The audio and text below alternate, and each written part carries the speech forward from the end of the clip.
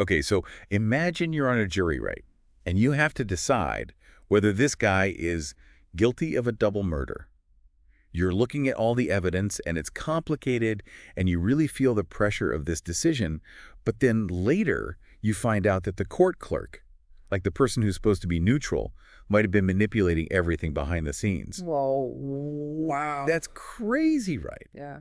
And that's just one of the wild stories we're diving into today. We've Wow. got family tragedies that are just unsettling, a prison escape that feels like straight out a movie, and some brand new allegations in the Alex Murdaugh case that could totally change things.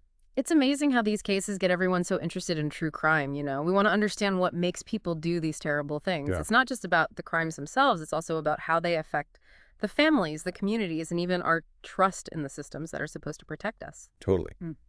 And this week's cases are especially interesting because they make us think about things like online personas versus real life, how to spot abuse that's hidden, and whether there's corruption in the systems we rely on for justice. Yeah, for sure. Let's start with the case that's been all over the news and causing all kinds of debates online. Ruby Franke. She's the mom behind that popular YouTube channel, 8 Passengers, who is now facing those serious child abuse charges. Yeah. This case is really disturbing because it involves a family who had this huge following online, and they seem to have this perfect life. Right. But behind all those carefully made videos, something really dark might have been happening. Ruby Franke and her business partner, Jody Hildebrandt, they're facing 6 counts of aggravated child abuse. And these charges are because Frank's 12-year-old son escaped from Hildebrandt's home. Oh, wow. And when they found him, he was malnourished and had signs of being tied up, which obviously got the authorities involved right away. It's a huge shock for anyone who followed their channel, 8 Passengers.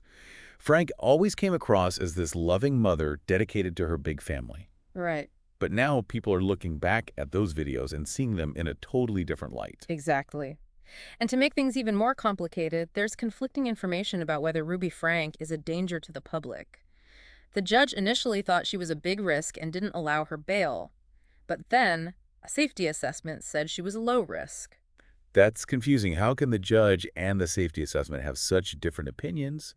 It makes you wonder about how they decide who's a risk and whether bias plays a role. Yeah, that's a good point.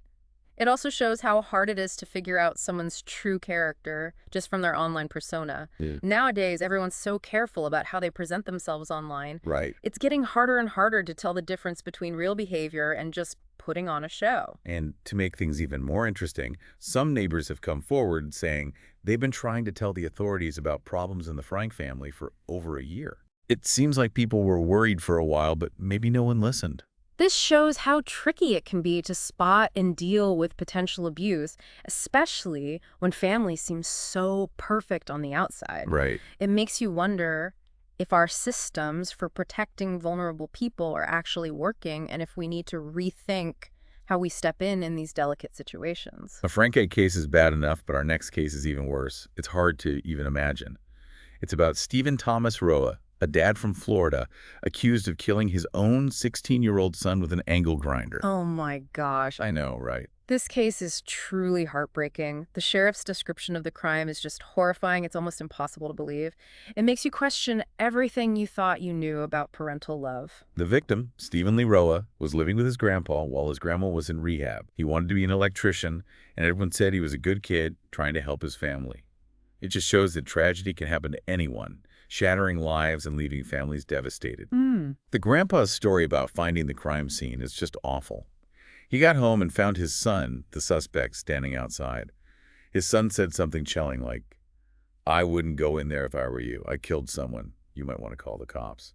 Wow. It's terrifying just thinking about what the grandpa must have felt at that moment. To find out your own son did something so horrible and to lose your grandson, it's unimaginable. It's even worse because the authorities found out that the dad had a history of drug use and psychotic episodes. It adds another layer of complexity to an already impossible situation. Yeah. It's a stark reminder that mental health problems, especially when mixed with drug abuse, can lead to terrible things. These factors don't excuse what the dad did, but they show how desperately we need more awareness and help for people struggling with these issues. This case makes you ask some really tough questions. What could make a parent kill their own child? How can we spot signs of violence in families before it's too late? Right. And how can we prevent these awful tragedies from happening in the first place? These are questions that will probably haunt investigators, family members, and the community for years to come. Right. But let's move on to a case that's more like something you'd see in a thriller movie. It's about Danilo Cavalcante, a convicted murderer who escaped from prison 6 days ago and is still on the run. Prison escapes always get our attention. We're fascinated by how clever, desperate, and determined people have to be to escape. Right. But this case is especially scary because of Cavalcante's violent past and the danger he poses to everyone. He was convicted of brutally stabbing his ex-girlfriend to death right in front of her kids, a crime that shows just how cruel he can be. Right.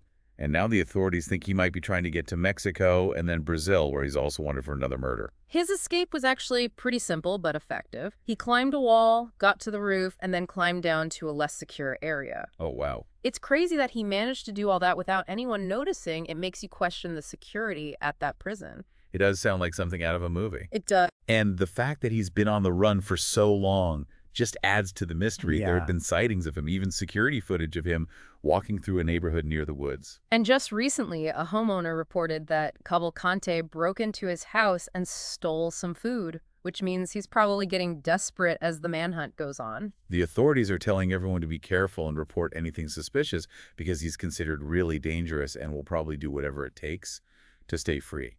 This whole manhunt has gotten everyone's attention. People are anxious to hear that he's been caught. Right. This case shows how hard it is to catch a fugitive who's determined, especially someone with a history of violence, who'll do anything to avoid going back to prison. Now let's talk about a case that's taken a shocking turn, with new allegations that could change everything we thought we knew about a high-profile murder case.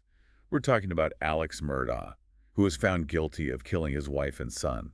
This case has been full of surprises right from the start. Just when we thought it was over, these new accusations of jury tampering during his trial came up.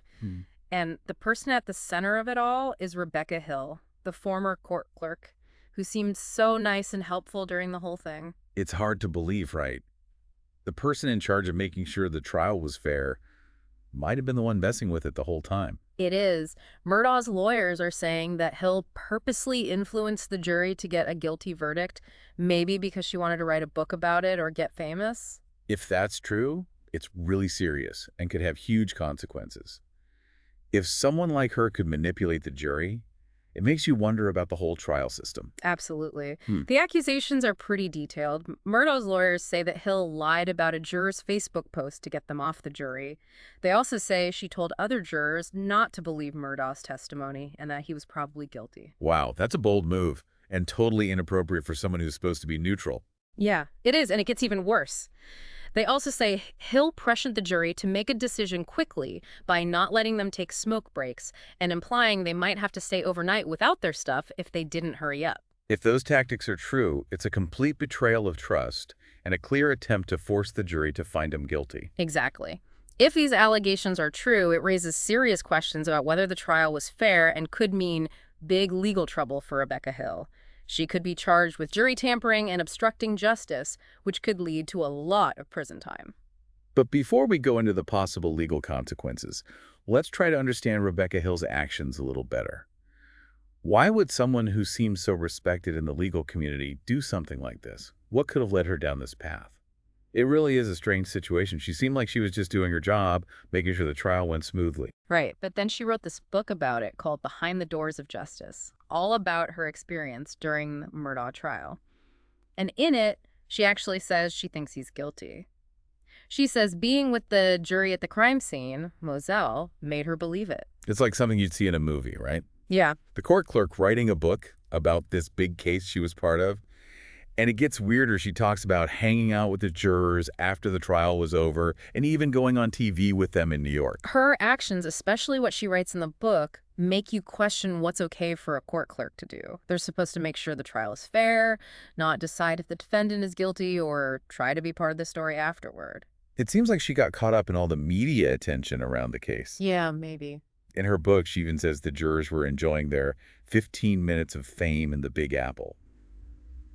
Makes you wonder what her real motives were and if she was trying to benefit from all of this. Yeah, it does. To understand the legal side of this, we talked to Peter Traus, a legal expert from that YouTube channel, Lawyer You Know.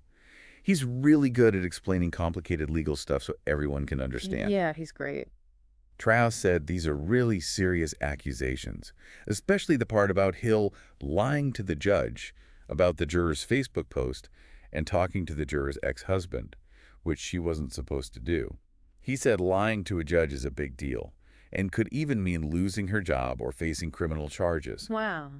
He also said those conversations Hill allegedly had with the jurors about Murdaugh's guilt were completely out of line.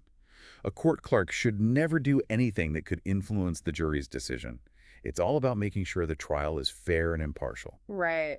Traos pointed out that even something like withholding smoke breaks could have messed with the jury's thinking, especially if they were used to having breaks. It could have felt like pressure to make a decision faster. Yeah, I hadn't thought of that. If some of them were smokers, not being able to smoke could have made them stressed, anxious, and unable to concentrate. That could definitely affect their ability to think clearly during such an important trial. Traos was really clear that a court clerk's main job is to make sure the trial runs smoothly.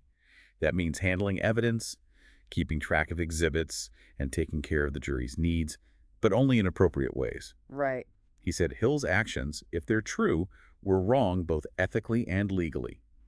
He explained that if she's found guilty of jury tampering and obstructing justice, she could face charges at both the state and federal level, which could mean serious prison time.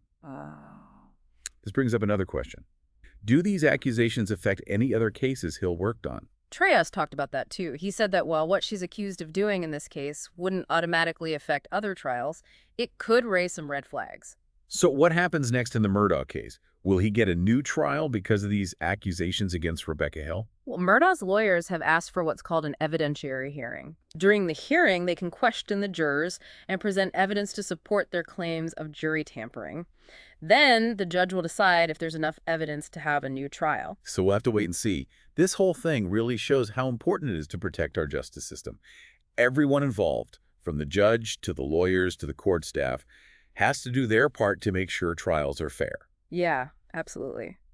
It also shows us that the truth is often more complicated than it seems. We shouldn't jump to conclusions and should be open to new information that might change our minds. We've definitely been talking about some tough stuff today, exploring the dark side of humanity and how our systems can fail. Yeah, it's a lot to take in. It is, and while I think it's important to face these issues, it's also important to remember there's good in the world too. We can't let these cases make us forget about all the acts of kindness and compassion and resilience that happen every day. So before we finish up, let's go back to something you said earlier. You said these cases teach us valuable lessons. What are some key takeaways you hope listeners will think about? Well, one thing that stands out in all these cases is how appearances can be deceiving. Like the perfect family on YouTube, or the seemingly trustworthy court clerk who might have been manipulating the justice system. It reminds us that things aren't always what they seem.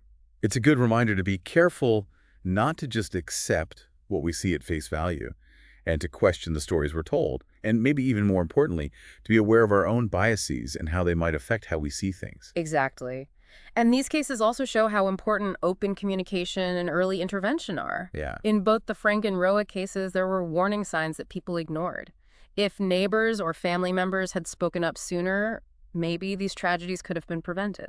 It's like we all have a responsibility to look out for each other, to notice the signs of abuse or trouble, and to get help when we see something wrong. Right. Sometimes just having the courage to speak up can make a huge difference. Absolutely. And lastly, these cases show us how important it is to hold people and institutions accountable. Whether it's demanding more transparency from influencers online, pushing for better prison security, or making sure our courts are fair, we have to be active in protecting justice and those who are vulnerable. I agree. Well said. As we wrap up this deep dive, I'm left wondering about something. We've discussed retrials, legal battles, and seeking justice through the courts. Yeah. But what about the emotional impact of these cases on everyone involved? Well, How do families, communities, and even the people working in the legal system deal with the trauma of these events? that's a really important question. It's something that often gets overlooked. The emotional scars from these events can be deep, and healing can take a long time. It reminds us that justice, while crucial, doesn't always bring closure. And true healing often needs a broader approach that addresses not just the legal side of things, but also the emotional and psychological well-being of everyone affected. Yeah, it's about having empathy, offering support, and creating safe spaces for open conversation and healing. Right. And in the end, it's about acknowledging that while we may never fully understand why people do the things they do, we can try to build a world where justice and compassion are at the forefront. Well said. And on that note, we'll conclude this deep dive. As always, we encourage you to keep learning about these cases, to have thoughtful conversations, and to use your voice to advocate for a more just and compassionate world. Thanks for listening.